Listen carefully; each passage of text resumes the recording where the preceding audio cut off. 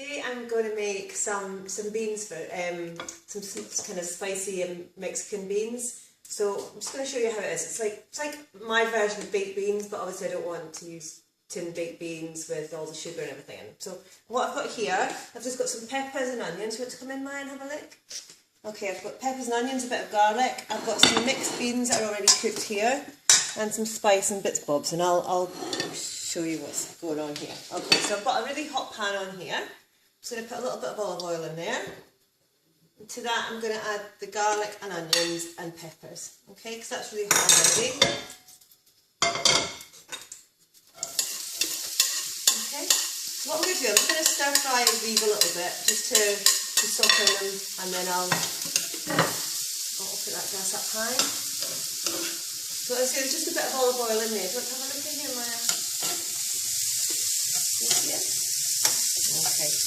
What I'll do, I'll just let them soften, and then I'll come back to you.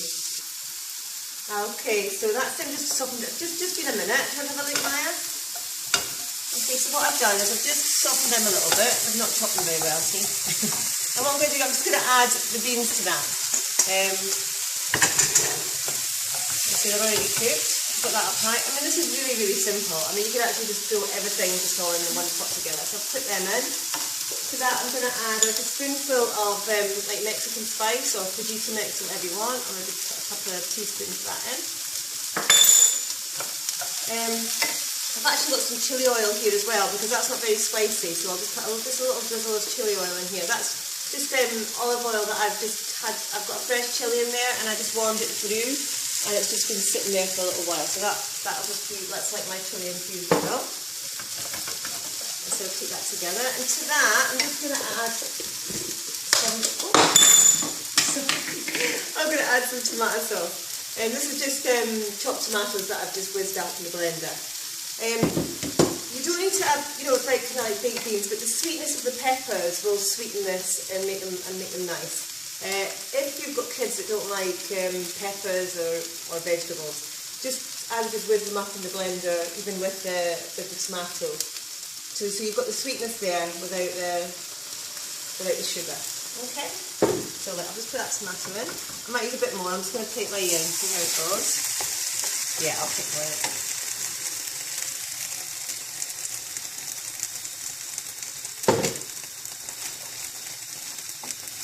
So what I'm going to do, keep that on kind of quite a high heat just now.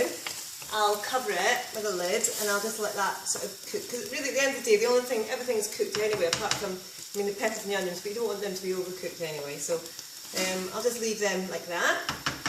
And I'll cover that up. And what I'll do now is I'll just show you what I do. Instead of having, I'll just leave that to cook. So instead of having sour cream, this is what I would use to make my version of sour cream. So what I've done, I've got some goat's ricotta here, or you could use any sort of goat's cream cheese, and I've just given that a mix. I'll put that in a bowl.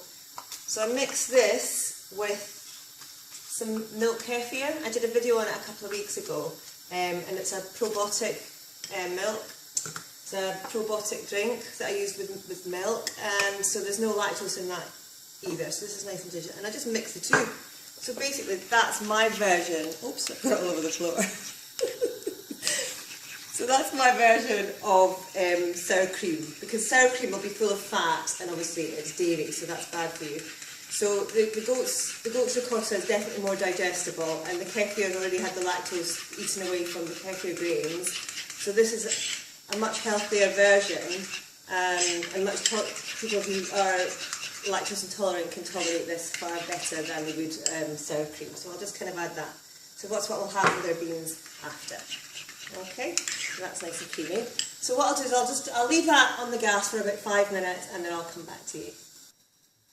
Okay, so that's about 5 minutes have passed by now, and do you want to have a look, Maya? Do you want to have a look? Come in close.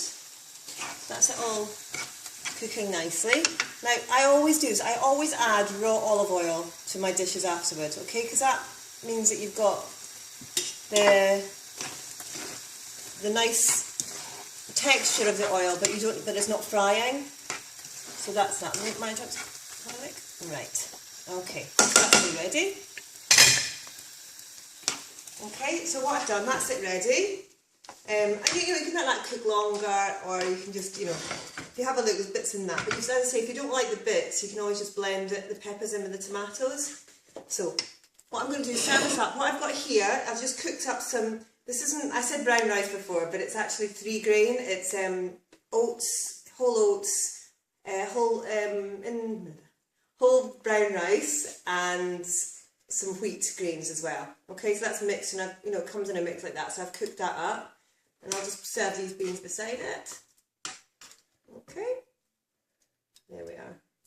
That makes a nice lunch. And I'll just put a little bit of this on the side and all over like that. So that's our lunch today. And you can serve that with tortillas as well, so you can actually eat that with tortillas too.